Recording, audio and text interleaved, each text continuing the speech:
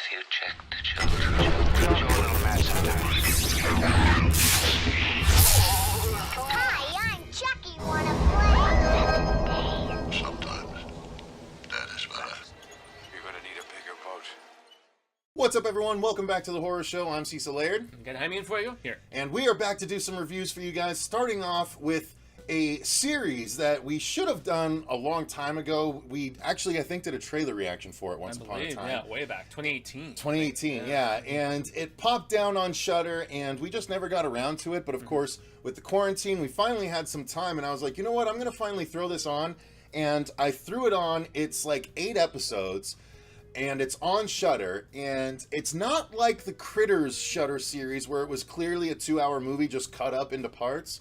This was definitely made into episodes from the beginning, but it ultimately amounted to about a 2-hour movie between the 8 episodes. And I gotta say, once I sat down and started watching it, I got about halfway through, and I put in our Facebook feed, I was like, Deadwax is awesome, especially Fuego. You really need to watch this, because I got into to vinyl partially because of Fuego. Yeah. So this is obviously a series focused on vinyl, and not only that, but I would say haunted vinyl is the easiest way to put it, but it's a little bit more complicated than that. Much more so. Yeah. But ultimately, that's the deal. There's apparently 3 vinyl records out there that have really destructive properties in and of themselves, but when you bring them together, that apparently will cause ultimate destruction. And you learn about this throughout the series. You learn, you see people that have listened to each of those records and what happens as a result. Yeah. And you have, it's all sort of tied together by this one wax hunter. Really, she's a vinyl hunter that people hire to find really, really obscure vinyl records. And this is her gig because she loves vinyl so much, and she's ultimately out there to try and find the most unlistened to stuff, because you know, that's what gets her going. It's like, oh, so few people have heard this, and she just wants to experience all the sounds that she can. Yet, ironically enough, had not heard about this particular record or series of records, as you find out later. Because first it goes from one, and then you find out there's 2 corresponding ones too. And also, just to give some insight about the fact that Deadwax is that little area between the actual label and the actual playable vinyl where you can't really put any music for whatever reason, and so lots of mixers and masterers and stuff like that, they would hide little hidden messages and weird noises and stuff like that in there. And as he mentioned, there's people who have heard bits of this record, and then there's those who have heard it all the way through, and the destructive capability depending on how far you've gone. Yeah. And the madness Insanity it entails. versus mummification. Yeah, like, really. It's really crazy. But and it goes right for it at the beginning too. Yeah, I mean, but right sticking in. with the overall thoughts, I really, really liked it. I thought it was building to something that had to really deliver. And I thought that what they delivered was adequate. It didn't blow me away like I was hoping it would. Yeah. But the build-up is so good, and the ending doesn't let you down. It just doesn't go as far as you think it might. Yeah. So I overall, though, I really liked this. I would definitely recommend it to anyone. I would recommend it to all horror fans, but especially vinyl fans that like horror. That crossover is undeniably, like, again, just tell them about the circumstances in which you finally watched it.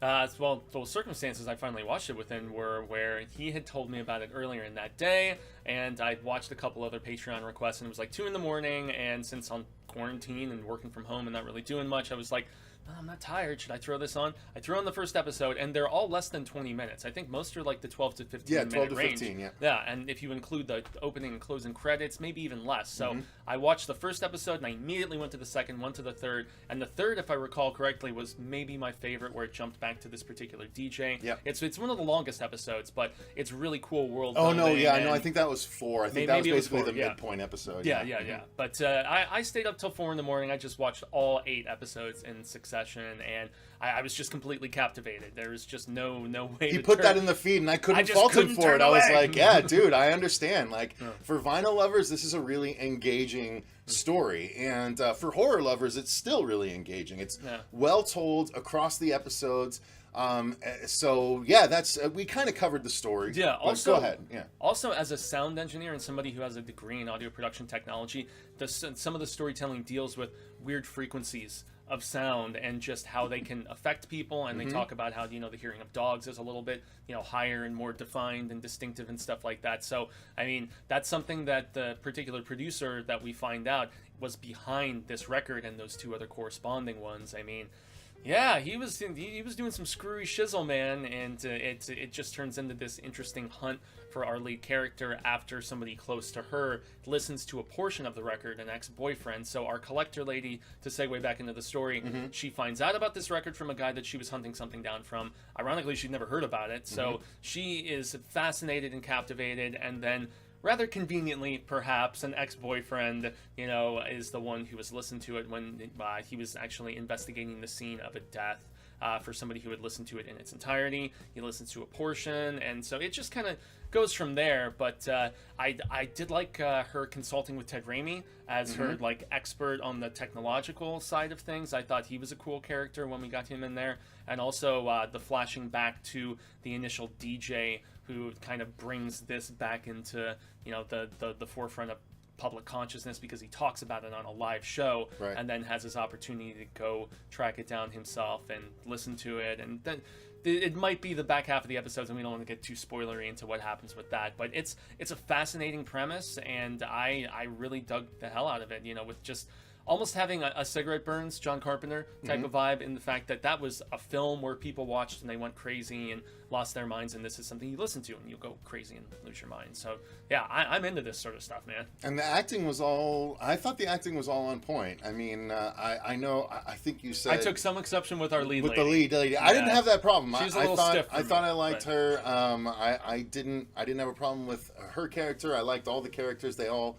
acquitted themselves just fine for what the story needed, so I was on board with the acting. Yeah, I especially Ted Raimi. I really liked him. Oh, he was great, and some of the I guess the arc of his character, without getting too much into things, I thought that was cool. His interactions with our lead lady were cool, and also I liked her little former love interest and just the plight of him. He sold just the fear, the desperation, the vulnerability, all that stuff pretty damn well. So agreed. Now effects wise, there wasn't a ton. It's mostly after effects, and then but while people are listening, there's also some really quick flashing and quick editing. I think effects go hand in hand with editing in this particular they series. do, and they have the warning at the beginning of some of the episodes that those with epilepsy and be careful because there's a lot of quick flashes and strobe effects and things like that. So yeah, the trip out scenes are dope. Too, yeah, well, I thought the effects were all it all helped. There was nothing that drew you out of the story by any stretch. It all just enhanced. So that, to me, says successful special effects. Absolutely. Where he is having that first, mental freak out, and he asks her to stay with him in, episode 2 or 3 or whatever it was, and he's just, on his knees in his bedroom, and, just drifting in and out of, I guess, our spectral plane almost of sorts. It is trippy, man. And they do that a few times. So, yeah, it's cool. Yeah, and and then the sound design and the music, obviously that plays a huge role in this, and it is unnerving. I mean, when someone hears the cursed record, even for a split second, you can tell it profoundly affects them, and it's all because of the sound design, and you'll hear this blaring note for just a split second, and then they yank off this horrible stuff that is if you heard any more, I could see it driving you insane. So all of that plays into effect, and then obviously there's some suspenseful times where characters are moving around in darker locations and other characters are moving around and sound cues and stuff like that. So all of that is well and good, but it all ties in so much with the sound on the vinyls that I just thought it was really masterfully done most times. Also the weird, almost scratching vinyl sound of the weird little beetles or bugs or roaches or whatever those things were, and they do play a significant role in the third act, which is kind of interesting. But yeah, I mean that's even another bit where just that it almost sounds like scratching vinyl, hearing the noise of those bugs, and the girl when she walks into Raimi's place and she's like, what is that sound? And he's like, actually I find it soothing, so it's to each their own in that regard. But yeah, it's the kind of stuff that would be unnerving and maybe drive somebody nuts, similar to the record. So all in all, guys, Deadwax is a very worthwhile visit on your part. I mean, it's still on Shudder. I don't know for how long, but while it's there, definitely go and give it a try. Again, it's not a huge commitment. It's 8 episodes, but they're all 10 to 15 minutes long. In total, less than 2 hours, so it's not a huge commitment, and it is fun. It's interesting. It's different. Yeah. So I would highly recommend it. Any final thoughts from you? If you're a music fan, if you're a vinyl collector, any sort of aficionado in that variety, this is definitely an awesome little detour. It's dope. Indeed, I indeed. dug it. Kind of a bummer we waited so long, but I know. hey, Yeah, at times hot it over results flame like for this where we get to watch something and we're like, hey, we're really hot on it. So let us know what your thoughts are in those comments down below. Have you watched Deadwax? Have you heard of Deadwax? If not, are you going to check it out? Let us know what the impact we have as discussers here. I'd be curious in those comments down below. While you're down there, feel free to click the like button and subscribe if you enjoyed the video. That way you don't miss other discussions going forward. Until next time, though, I've been Cecil Laird. And gracias to all our patrons. I've been Jaime and Fuego. And remember, guys, stay scared.